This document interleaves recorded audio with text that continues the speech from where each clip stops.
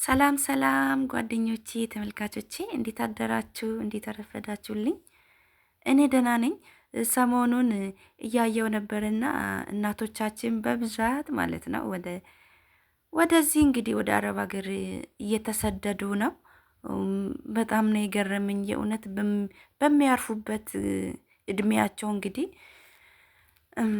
ማለት እሱ ብቻ አይደለም የገረመኝና አንዳንዴ እኛ ነገ ምን እንደምንሆን አናቅም፣ ምን ላይ እንደምንወርቅና በተለይ ደግሞ እንደኛው ስደተኛ ሆነን ማለት እንደኛው ስደት ለምንኖር ልጆች አንዳንዶቹ እኔ አላቅም ጤነኛ አይመስለኝም እንደዛ አይነት ሰው እንጂ ሰው ዝም ብሎ በማይሳቀው ይሳቃል።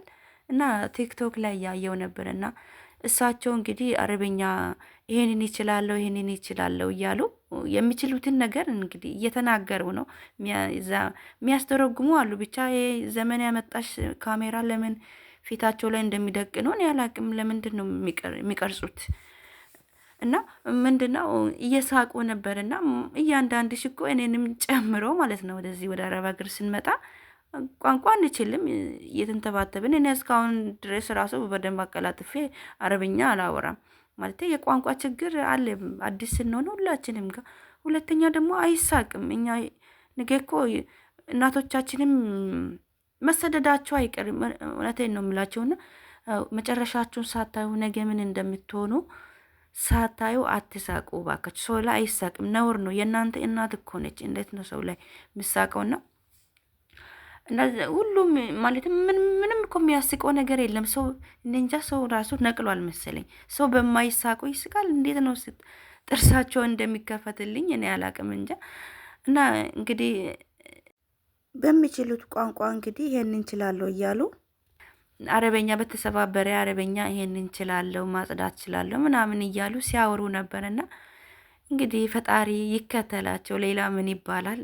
አገራችንም ላይ ያለ ነገር ብዙም አያስቀምጥም። ኑሮ ምኑ በየቀኑ ሁሉ ነገር እየጨመረ ነው። ሁሉ ነገር ጣራ ነክቷል ማለት ነው። ሰው ፈልጎ አይሰደድም።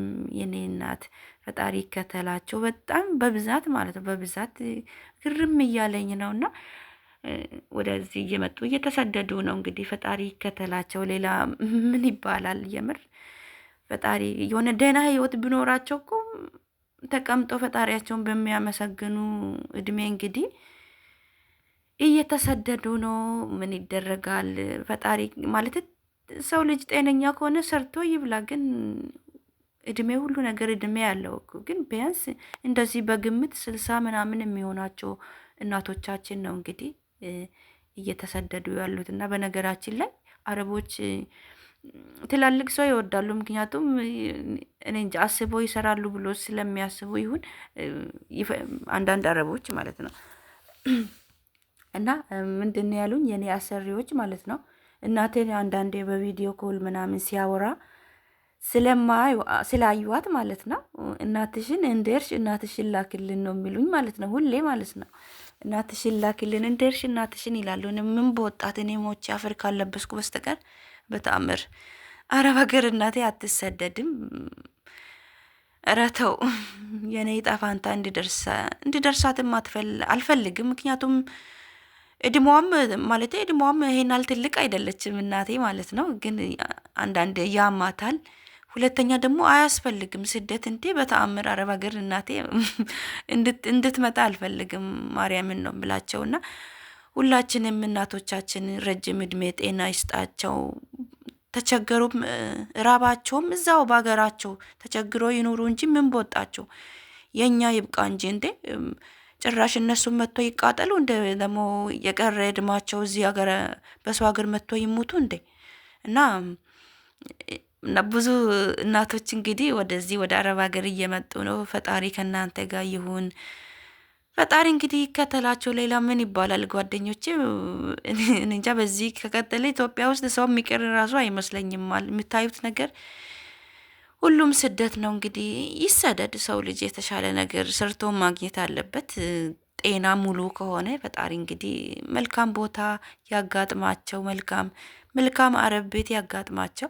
ማለት አንዳንድ ቀለል ያሉ ስራዎች እኮ አሉ ለነዚህ ትላልቅ እናቶች ህፃናት መጠበቅ ምናምን ቀለል ያሉ ስራዎች እንደዛ አይነት ስራዎች ጤነኛ ከሆኑ እንግዲህ ከመጡ እንደዛ አይነት ስራ ቢያጋጥማቸው ጥሩ ነው። ከበድ ያለ ምግብ እንደዚህ ምግብ ላይ ምናምን ላይ ላይችሉ ይችላሉ። ምክንያቱም በተለይ አዲስ ሲሆኑ ይከብዳቸዋልና እና አዳዲስ የሆናችሁ ደግሞ ሰብስክራይብ፣ ላይክ፣ ሼርም አድርጉ።